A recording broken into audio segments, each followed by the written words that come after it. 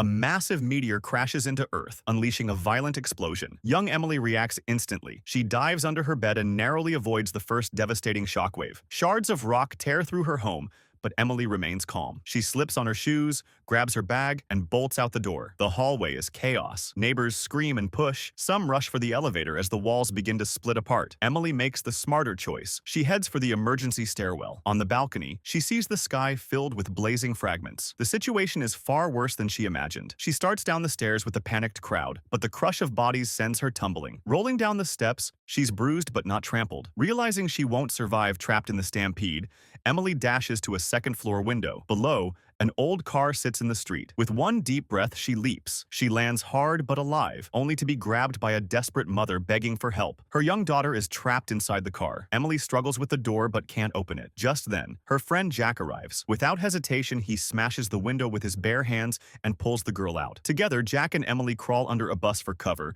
but it's still not safe. They join the crowd fleeing the city streets. Suddenly, a meteor slams into the ground ahead. The blast rips through the street, hurling cars into the air. Emily and Jack survive only because they throw themselves against a wall. Emily trembles. Jack tries to comfort her, but falling debris forces them apart. A speeding station wagon slams into Emily. Miraculously, she survives. The elderly couple inside, horrified, lift her into the car and drive off. As Emily regains consciousness, the grandparents reassure her, but traffic is a nightmare. A truck screeches to a halt in front of them. The old man reverses, and another car crashes into them. Their vehicle is finished. Emily urges them to flee, but they insist on rescuing their cat. Emily has no choice. She runs alone into a shopping mall. Moments later, another shockwave tears through, burying her in rubble. The truth is, the disaster wasn't caused by a meteor alone. Before hitting Earth, the meteor had collided with an orbiting space station, dragging wreckage down with it. That's why the skies rained fire. And Emily's father, Robert, was aboard that very station. Waking in the wreckage, surrounded by failing systems, he has only one thought: find his daughter. Luckily, he once installed a camera inside her toy bear. He activates the signal, and against all odds, Emily responds. Seeing his daughter alive brings Robert to tears. He urges her to stay calm, to wait for rescue. Moments later, a search dog finds Emily's scent. Rescuers pull her from the debris, but danger is everywhere. Cars are crushed, buildings collapse, and she must keep moving. Meanwhile, her mother and stepfather connect through military channels,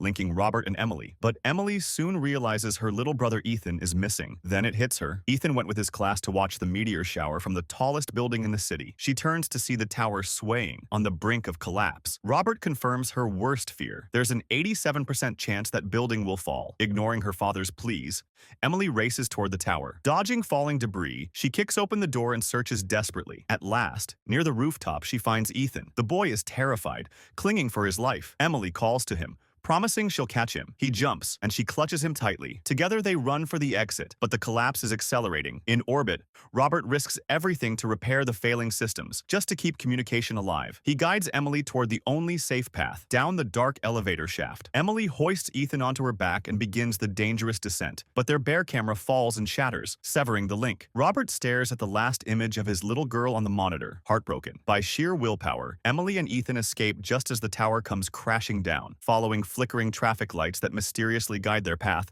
Ethan insists their father is helping them from space. And he's right. Robert is using the station's failing systems to illuminate a safe route. Step by step, they reach the rescue zone. But safety is an illusion. Falling debris ignites a nearby cruise ship, threatening to explode and obliterate half the city. Panic erupts. Amid the chaos, Jack reappears. He gives his seat on an evacuation plane to Ethan, sacrificing his own escape.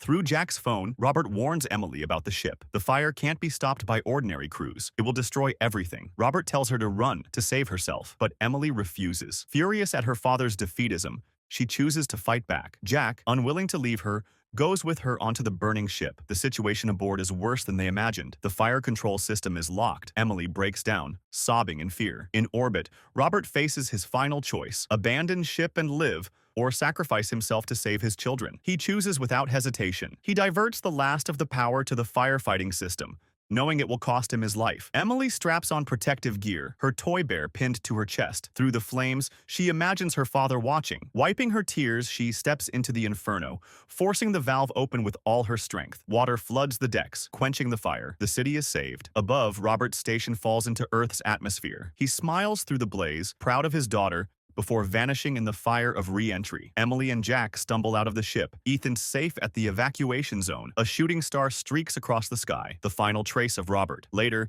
Emily returns to her childhood beach, the place filled with memories of her father. Though Robert is gone, she is not alone. Jack is by her side, and together they face a future her father gave everything to protect.